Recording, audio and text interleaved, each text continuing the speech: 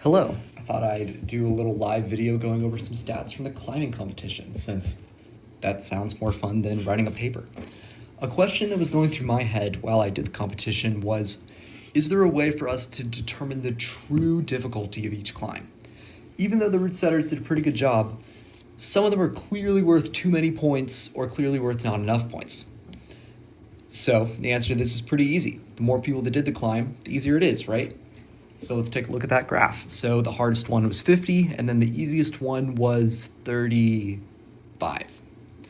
Okay, so clearly this is not the best way to rank them. And as soon as you start thinking about it for a few seconds, it makes a lot of sense. Most people find themselves in the middle of the pack, just like any other competitive game. And it's easier to see when looking at this histogram here. There's actually kind of two groups of people. There's the groups of people in the V4-5 plateau, and then there's the people who kind of just came there on day one. But as you can see, not a lot of people in the 0 to 5 range, and not a lot of people in the 45 to 50 range. So how are we going to find out which climbs are harder than others with it not mattering how many people are in the middle of the pack? Well, let's consider what is one person's strategy. What about considering me? I did 29, 30, 32, 34, 35. Now, think about climb 36. If I could do climb 36, I would have done it because it would have helped my score. Same with 37, 38, and everything above it. So we can assume for anyone that if there's a number that's bigger than what they did, then it was just too difficult for them. The same actually goes for these numbers in the middle, 31 and 33 I skipped over. But if I could do them, then I would have, because that would help my average. It would have knocked off 29 and it would have put a bigger number in there. So we can also assume that 31 and 33 were too hard for me.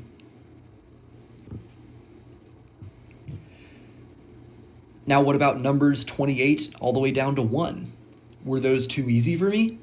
Well, as it turns out, we actually can't really be sure about them. That's something that we'll come to later. So our strategy for calculating difficulty is just for every person, tally the ones that were too hard, and then sum over all the competitors. And there we go. This is the difficulty graph from 1, where it wasn't too difficult for anyone, and 50, 51, 52, which were too difficult for everyone. The first thing that you should notice in this graph is it has a positive trend. That means that the route setters generally made harder climbs worth more points. Awesome. It also kind of goes with my thinking that 35 was probably too easy to be 35 points. You can see that there's a big dip in difficulty when you get there. Here's a version of the graph that just puts them in rank order, so we can actually literally see the order of the ranks for all the climbs. Now, it's a little bit difficult to sift through this data because it's just a big long list of numbers. This graph shows the deviation, basically how far away it was from its true difficulty ranking. As you can see, climbs like 31 and 35 were really easy. 31 was worth 9 more points than its ranking. On the flip side though, you have climbs like 26. 26 was ranked 32, but it's only worth 26 points, so not a lot of people did it. And this brings us to our paradox of small numbers.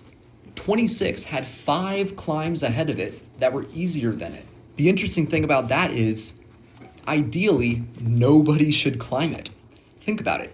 People who can't climb 26, well, I mean, they're not going to climb 26 because they can't. But people who can climb 26 also aren't going to climb 26 because they'd rather just choose those 5 that are worth more points than it. That's why the information we are given can really only deliver a lower bound of difficulty for any of these climbs that have 5 easier ones ahead of them. For all we know, 26 could be the hardest climb in the gym. Except we actually know that's not the case because 3 people still climbed this one. I had a lot of fun participating in the competition, and I had a lot of fun sifting through this data.